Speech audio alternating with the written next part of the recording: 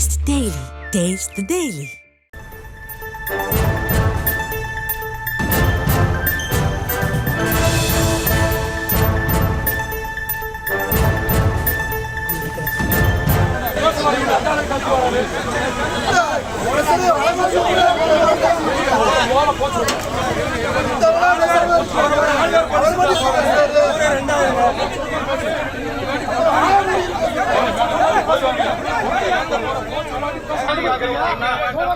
அண்மை செய்திகளை பார்த்து வருகிறோம்.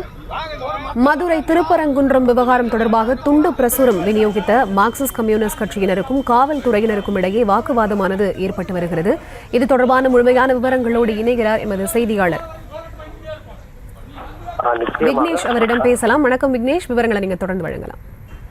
நிச்சயமாக திருப்பரங்குன்றத்தின் பெருமைகளை பாதுகாப்போம், கொடிய விஷம் கக்கும் மதவாத பிரச்சனைகளை ஒதுக்கி வைத்து திருப்பரங்குன்றத்தின் பாரம்பரியத்தை காப்பாற்றுவோம் என துண்டு பிரசங்கங்களை இந்திய மாணவர் சங்கம் மற்றும் இந்திய ஜனநாயக மாதர் சங்கம், இந்திய ஜனநாயக வாலிபர் சங்கம், தமிழ்நாடு முற்போக்கு எழுத்தாளர் சங்கம் சார்பில் திருப்பரங்குன்றத்தில் இன்று அனைத்து பகுதியிலும் தெருக்களிலும் துண்டு பிரசுரமானது வழங்கப்பட்டு வந்தது.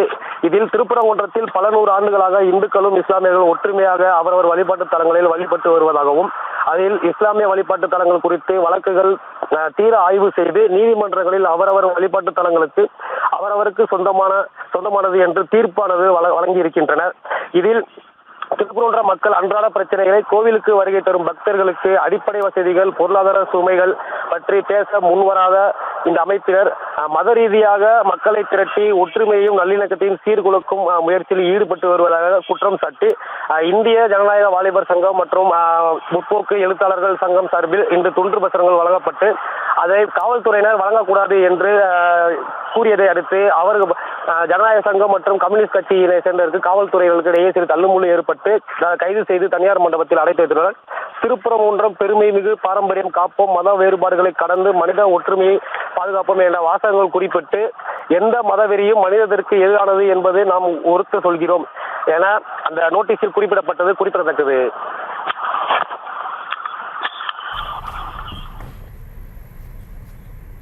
விவரங்களை வழங்கியமைக்கு நன்றி விக்னேஷ்.